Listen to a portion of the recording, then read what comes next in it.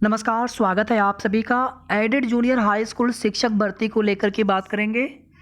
High court से order का इंतज़ार अब किया जाएगा और आने वाले सप्ताह में यानी कल से शुरू होने वाले सप्ताह में पूरी उम्मीद है कि कोर्ट ऑर्डर देखने को मिल जाएगा।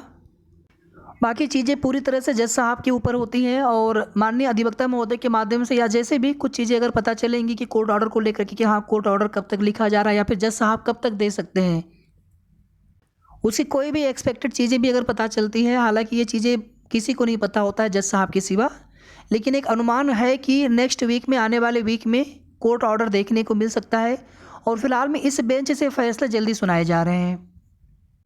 और कोर्ट ऑर्डर आने से पहले पहले जितने भी आप सभी अभ्यर्थी हैं भर्ती में, एक बार जाकर के निदेशालय में अधिकारियों से एक बार जाकर के उनसे रिक्वेस्ट जरूर कर लेना है कि सर जैसे ही कोर्ट ऑर्डर आता है तो उसके बाद फिर भर्ती में किसी भी वजह से देरी ना हो, यानी सारी चीज़ें आपके अपने स्तर से क्लियर हो। पहली चीज़ है।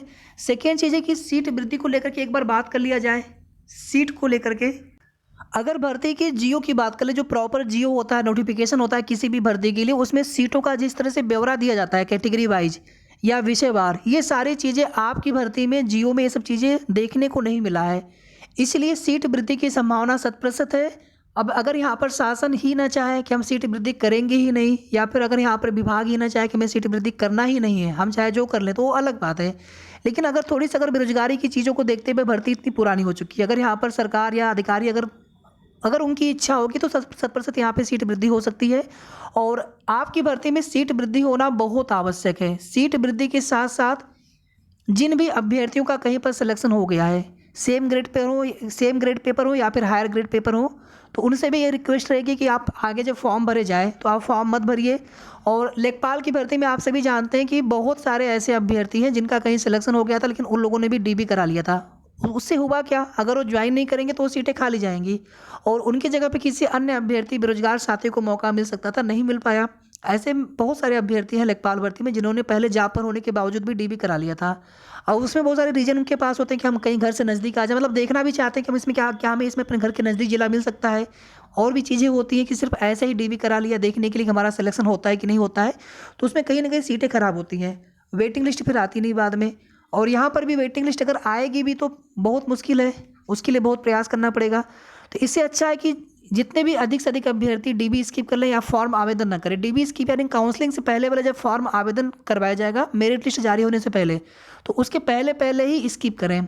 एक बार मेरिट लिस्ट आने के बाद डीबी कराए न कराए उससे क्या फ़र्क पड़ेगा। मेरिट लिस्ट आने से पहले जब फॉर्म भरवाए जाएंगे तो उस समय ही जो अभ्यर्थी कहीं पर सेलेक्ट होंगे तो उनसे ही रिक्वेस्ट रहेगा कि आप यहाँ पर आवेदन न करें। एक मोरलिटी के आधार पर, नैतिकता के आधार पर पूरी तरह से उनकी स्वेच्छा के ऊपर निर्भर रहेगा कि वो आवेदन करें या ना करें। लेकिन उनके आवेदन न करने से उनके पास ऑलरेडी एक जॉब है, अच्छी जॉब है, तो आवेदन न करने से यहाँ पर किसी अन्य बेरोजगार साथी को मौका मिल जाएगा। आचार संहिता को लेकर के हमने कई बार आप सभी से बताया था कि लगभग मिड मार्च आप मान करके चले। अब मिड मार्च में एक दिन दो दिन आगे पीछे हो सकता है, 15 मार्च के आसपास। 15 मार्च से एक दिन दो दिन पहले भी हो सकता है, एक दिन दो दिन बाद भी हो सकता है, उसके पहले उम्मीद नहीं है। तो मिड मार्च तक का समय है अधिकतम अपने पास। मिड मार्च से पहले पहले भर्ती अगर पूरी हो जाए तो उससे अच्छा कुछ भी नहीं होगा। बहुत इंतजार आप लोग ऑलरेडी कर चुके हैं। और उसके पहले भी सबसे ज़्यादा आवश्यक कार्य यहाँ पर ये है, कोर्ट ऑर्डर आने से भी पहले पहले एक बार सीट वृद्धि को लेकर के जाकर के अधिकारियों से रिक्वेस्ट कर लें, हम लोग हाथ जोड़ लें, एक बार रिक्वेस्ट कर लें उनसे।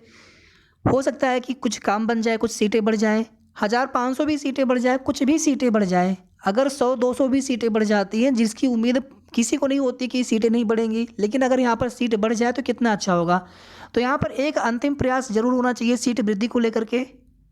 उसके बाद जैसे ही कोर्ट ऑर्डर डिलीवर हो जाता है, कोर्ट ऑर्डर आते ही फिर भर्ती जियो के लिए हम लोग कोशिश करेंगे कि भर्ती का जियो तुरंत आना चाहिए, विद इन 1 वीक आ जाए तो आ जाए, इससे ज़्यादा डिले ना लगे। वहाँ पर कोई भी बहाना इस तरह की चीज़ें ना हो कि अभी एनआईसी को या फिर पोर्टल आदि के लिए, तो वहाँ पर पहले से तैयारी रहे विभाग की, क्योंकि ये चीज़ें संज्ञान में होगा अधिकारियों के कि हाँ यहाँ पर ऑर्डर रिजर्व हो चुका है, तो इस भर्ती को फिर आगे पूरी भी कराना होगा, तो पहले से उसकी तैयारी होना चाहिए विभाग में। तो इसको भी लेकर के हम लोग बात कर सकते हैं अभी से, और कोर्ट ऑर्डर आते ही प्रक्रिया शुरू हो जाए।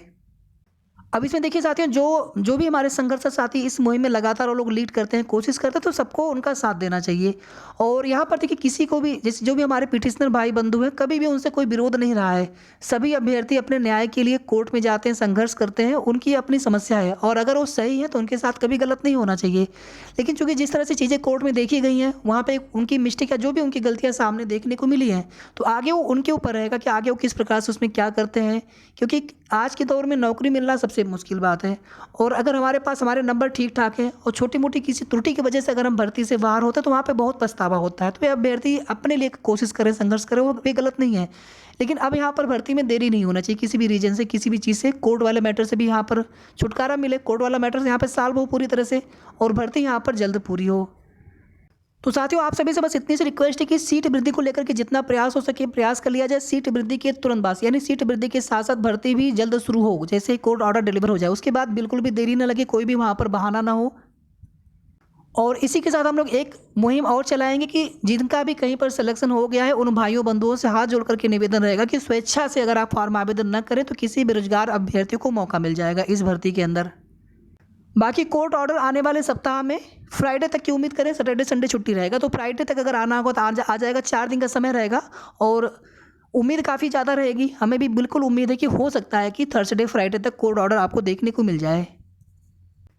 वीडियो को आप सभी प्लीज़ लाइक शेयर कर दीजिएगा और अगर आपने अभी तक चैनल को सब्सक्राइब नहीं किया सब्सक्राइब कर लीजिएगा। आगे की जो भी जैसे भी अपडेट मिलेगी आप सभी को बताते रहेंगे और जब भी जैसे भी मुहिम चले, लोकतांत्रिक तरीके से अपनी मांग को रखने में कभी भी पीछे नहीं हटना चाहिए। धन्यवाद।